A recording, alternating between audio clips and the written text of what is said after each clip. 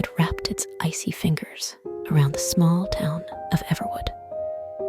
Snowflakes danced in the moonlit night, creating a serene landscape that belied the darkness lurking within. I, Angel, found solace in the snowy beauty, unaware that the winter's embrace was tightening around me, blending the line between dreams and reality. It all began with a recurring dream that haunted the fringes of my sleep, a dream of an ancient forest cloaked in snow.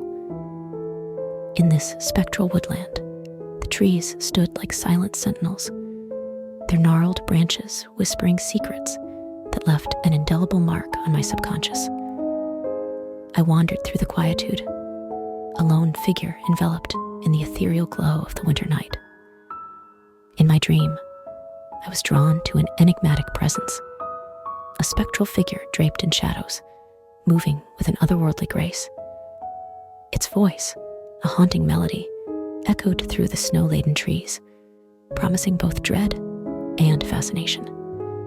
Every night, the dream replayed, each iteration more vivid than the last. I could feel the cold seeping into my bones, the weight of the shadows pressing against my chest. As winter deepened its grip on Everwood, the dreams started to seep into my waking hours. I would catch glimpses of the spectral figure in the shadows, an elusive silhouette that vanished when I tried to confront it. My best friend, Kayla, dismissed my concerns, attributing them to the winter blues. Little did she know that the dream was becoming an inescapable reality. One evening, as Kayla and I strolled through the snow-draped streets, the air thickened with an unspoken tension. I couldn't shake the feeling that the spectral figure from my dreams was watching, its presence lingering just beyond the veil of reality. The whispers of the snow-laden trees seemed to converge into a haunting chorus that only I could hear. The dream escalated in intensity, mirroring the ominous atmosphere that now permeated Everwood. I found myself drawn to the ancient forest depicted in my dreams, compelled by an unseen force. Kayla, concerned for my well-being, insisted on accompanying me into the woods. The crunch of snow beneath our boots echoed like a drumbeat, each step bringing us closer to the heart of the spectral grove. As we entered the forest, the temperature plummeted, and an unnatural silence enveloped us. The trees, burdened by the weight of snow, stood sentinel, their twisted forms casting elongated shadows. I could feel the spectral figure's presence, an intangible force guiding me deeper into the heart of the winter labyrinth. The dream's manifestation reached its zenith when the spectral figure materialized before us, a shadowy wraith draped in the fabric of nightmares. Its voice, a chilling melody, resonated through the stillness. The winter wind carried its words, a haunting incantation that spoke of forgotten secrets and the inevitability of fate. Kayla, paralyzed by a mixture of fear and fascination, watched as the spectral figure beckoned me closer. The dream had become an inescapable reality, a convergence of the supernatural and the mundane. The boundary between the two realms blurred, leaving us trapped in a winter nightmare of our own making. The wraith spoke of ancient pacts and the binding of souls, its words weaving a tapestry of doom. I, compelled by an unseen force, took a step forward, the snow crunching beneath my boots. Kayla, desperate to break the spectral hold, pleaded for release, her voice lost in the howling wind. The climax of the winter horror unfolded in the heart of the ancient forest. The spectral figure, now a tangible presence, reached out, its shadowy fingers brushing against my skin. I felt the icy tendrils of its touch, the cold seeping into my very core. The dreamscape had become a reality, and I was ensnared in a winter nightmare with no escape. As the spectral figure tightened its grip, the forest transformed. The snow-laden trees contorted and writhed, their branches reaching out like skeletal fingers. The ground beneath us shifted, revealing a labyrinthine network of roots that seemed to pulse with an otherworldly energy. Everwood had become a realm where dreams and reality coalesced into a haunting tableau. In a final act of desperation, Kayla, breaking free from the spectral influence, rushed forward, attempting to sever the unseen ties that bound me to the wraith. The air crackled with tension as she confronted the shadowy figure, her determination clashing against the malevolent force. The winter horror reached its zenith as Kayla's actions triggered a cascade of events. The ancient forest responded to her defiance, and the spectral figure recoiled, its form flickering like a dying flame. The snow-laden trees, once silent witnesses, seemed to release a collective sigh as the unnatural tension lifted. I, freed from the spectral grasp, stumbled backward, the winter nightmare dissipating like a dissipating fog. The forest, no longer a realm of shadows, returned to a semblance of normalcy. Kayla, shaken but triumphant, stood amidst the snow-covered landscape, the echoes of the winter horror fading into the quietude. As we emerged from the ancient forest, Everwood seemed to exhale, the spectral influence lifting with the dawn. The recurring dream that had haunted me for weeks had played out in the most surreal and terrifying fashion. The line between dreams and reality had blurred, leaving us with the haunting memory of a winter nightmare that defied explanation. Kayla, ever the pragmatist, dismissed the entire ordeal as a shared hallucination brought on by the winter cold. Yet, I couldn't shake the feeling that the spectral figure, the haunting melody, and the ancient forest were more than mere figments of imagination. The winter had etched a tale of horror into the very fabric of Everwood, leaving me with the unsettling certainty that the dream, in its darkest form, had become a chilling reality.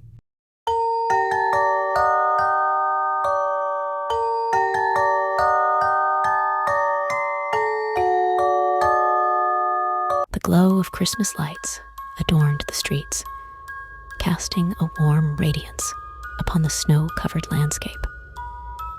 The air was crisp, and the scent of pine wafted through the house. It was a picturesque Christmas night, a memory from my childhood that had taken a sinister turn, one that lingered in the recesses of my mind, waiting to be unraveled. As I look back on that fateful night, the nostalgia of the holiday season is tinged with an unsettling chill. It was a time when the world was draped in the innocence of childhood wonder, and the idea of a home invader clad in a Santa costume seemed inconceivable. The day had unfolded like a scene from a holiday movie. The family gathered around the tree, exchanging laughter and gifts.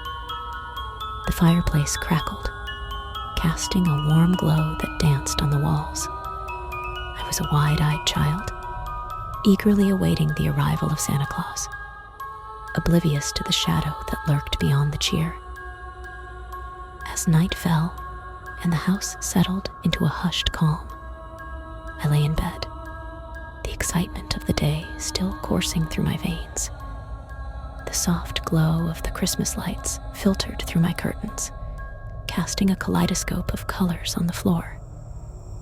It was in this tranquil moment that I heard it, the faint jingle of bells. My heart quickened with anticipation. Could it be Santa? The rustling of fabric accompanied the sound, like the gentle swish of a coat. My childish curiosity overpowered any sense of caution as I tiptoed down the hallway, the floor cold beneath my feet. I peered into the living room, my eyes widening at the sight before me. There, by the twinkling lights of the tree, stood Santa Claus. His suit was crimson, a vibrant red that seemed to absorb the glow of the ornaments. The white trim of his coat was immaculate, and his beard flowed in soft waves. "Santa," I exclaimed, my voice a hushed whisper. He turned, and for a moment, our eyes locked. His gaze was penetrating, his smile benevolent. In his gloved hands, he held a sack, undoubtedly filled with gifts for the family. I could hardly contain my excitement as he approached. "Have you been a good little one this year?" he asked, in a voice that resonated with warmth. I nodded vigorously, my eyes wide with wonder. "Then, let's see what Santa has for you," he said, reaching into his sack. As he presented a gift, wrapped in festive paper, I couldn't believe my luck. Santa was here, in our living room, delivering presents just for me. The joy was palpable, a tangible magic that enveloped the room. However, as the moments passed, a subtle unease began to creep into the scene. The man in the Santa suit moved with an eerie precision, his movements too deliberate, too calculated. It was a nuance that went unnoticed in the haze of childhood enthusiasm. With a smile that never wavered, he handed me the gift, and I tore into the wrapping paper. The room was filled with the crinkle of paper, but beneath the surface, an unspoken tension lingered. As I unraveled the gift, my excitement turned to confusion. Instead of the expected toy or treat, I found a small, ornate box. The man in the Santa suit watched intently as I opened it, revealing a delicate silver locket. "It's for you, my dear. A special gift," he said, his tone unsettlingly gentle. I hesitated, glancing from the locket to the man in the Santa suit. Something was off. His eyes seemed to gleam with an intensity that sent shivers down my spine. The locket, while beautiful, felt like an ominous token. Suddenly, a noise from upstairs shattered the uneasy calm. The sound of footsteps, muffled yet unmistakable, echoed through the hallway. Panic surged within me as I realized the rest of the family was waking up. The man in the Santa suit shifted, his gaze locking onto mine with a silent warning. "Remember, it's our little secret," he whispered, before vanishing into the shadows. As my family descended the stairs, I clutched the locket, a strange weight settling in my stomach. The man in the Santa suit had disappeared, leaving behind an unsettling memory that would remain dormant for years. Years later, in the present day, the memory resurfaced with an unexpected force. The holiday season had once again arrived, and the familiar jingle of bells echoed through the air. I had long dismissed that Christmas night as a bizarre dream, a fragment of childhood imagination. Yet, as I decorated the tree with my own family, a chill ran down my spine. A knock at the door disrupted the festive atmosphere. I opened it to find a package, a small, ornate box. The memories of that Christmas night flooded back, and my hands trembled as I opened the box. Inside, nestled in velvet, was the same silver locket. The atmosphere shifted, the holiday cheer replaced by an unspoken dread. As I clutched the locket, a realization dawned. The man in the Santa suit had returned. The past had caught up with the present in a sinister reunion. The jingle of bells grew louder, signaling the unwelcome return of the man who had once infiltrated the sanctity of Christmas night. The memories of that eerie encounter resurfaced, leaving me to grapple with the unsettling truth. The man in the Santa suit had never truly vanished. He had merely bided his time, waiting for the right moment to reappear. As the jingle of bells reached a crescendo, the door swung open, revealing the man in the Santa suit standing on the threshold. His eyes gleamed with a malevolent glee, and the air thickened with a chilling tension. The story that began as a childhood memory had come full circle, and the present day held the promise of a winter horror that transcended time. The man in the Santa suit, a figure that stood out like a phantom against the backdrop of holiday cheer, had returned. The cliffhanger unfolded, leaving me once again entangled in a winter nightmare that defied explanation.